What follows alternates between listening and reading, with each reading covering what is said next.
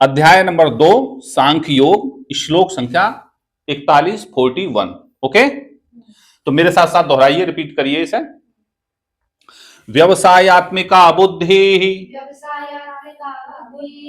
एके हे कुरु नंदन, व्यवसायात्मिका बुद्धि एके हे कुरु नंदन, बहुशाखा हि अनंताश्च, बहुशाखा हि अनंताश्च, बुद्धयो अव्यसायनाम, बुद्धयो व्यसायनाम। श्री कृष्ण अर्जुन के लिए यह समझा रहे हैं कि जो कर्म योग का आचरण करने वाले लोग हैं उनकी बुद्धि कैसी होनी चाहिए, एक निश्चित फोकस पर काम करने वाली होनी चाहिए। ठीक है ना। वो इस श्लोक में बताने जा रहे हैं। तो वो बता रहे हैं कि व्यवसायात्मिका बुद्धि, बुद्धि का विशेषण इसमें दे रखा है। कैसी बुद्धि? व्यवसायात्मिका। तो व्यवसायात्मक बुद्धि कैसी होती है? व्यवसायात्मक बुद्धि होती है प्रोफेशनल बुद्धि। प्रोफेशनल बुद्धि मतलब कि कोई भी काम करना है तो हमें प्रोफेशनली करना है। हमें ऐसे नहीं करना है कि कभी कुछ कर लिया कभी कुछ कर लिया, जो मन में आए वो कर लिया। मनमानी नहीं करनी है, बुद्धिमानी करनी है।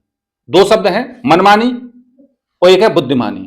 तो जो बुद्धिमानी जो होती है वो यही है कि व्यवसायात्मिका बुद्धि। व्यवसायात्मिका का दूसरा शब्द है, पर्याय है निश्चयात्मिका। ऐसी बुद्धि जो एक निश्चय, दृढ़ निश्चय करके एक डायरेक्शन में चले। ठीक है। तो व्यवसायात्मिका जो बुद्धि है वो हे कुरुनंदन, हे अर्जुन, एका धन इहि, एका होती है, एक होती है।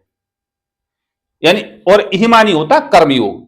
इहिमानी इस कर्मयोग में हे कुरुनंदन जो व्यवसायात्मिका बुद्धि होती है वो एक ही होती है। ओके। अगर आगे क्या करें कि बहुशाखा ही अनंताश्च, बहुशाखा ही अनंताश्च, ही और आ में ऋण संधि हो गई तो हिया बन गया है ना। तो हिया अनंता, तो जो बहुशाखा बहुत सारी शाखाओं वाली होती है और अनंताह अनंत होती हैं, बहुत सारी शाखाएं वाली होती हैं, अनंत होती हैं। कौन सी? बुद्धया, बुद्धया अव्यसाय नाम। बुद्धि जो है, एक तो बुद्धि बताई थी व्यवसायात्मिका बुद्धि, उसके अपोजिट सेंस में बता रहे हैं कि जो अव्यवसायी नाम होते हैं, ऐसे लोग जो अव्यवसायी नाम होते हैं, अनप्रोफेशनल काम करने वाले होते हैं, उनकी बुद्धया, उनकी बुद्धियां कैसी होती हैं? बहुशाखा और ही अनंताश्चा, बहुत सारे भेदों वाली होती हैं, बहुत प्रकार की होती हैं और अनंत होती हैं। ठीक है। तो आशा करते हैं इस श्लोक बहुत समझ में आया होगा, और समझ में आया हो तो लाइक और शेयर सब्सक्राइब वीडियो के लिए करते चलिए।